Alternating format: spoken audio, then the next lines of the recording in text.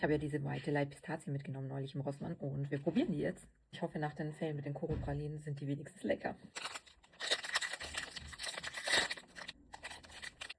So sieht er aus.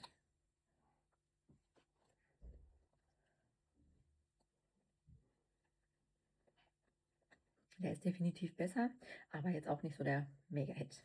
Diese Pistazienfüllung ist zumindest ein bisschen cremig und es schmeckt okay. Ich würde ihm jetzt eine 6 von 10 geben, aber von der gleichen Marke an das Mango kommt es halt nicht ran.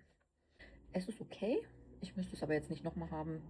Schreibt mir in die Kommentare, ob ihr das auch schon probiert habt und für mehr Taste-Tests folgt mir gern rein.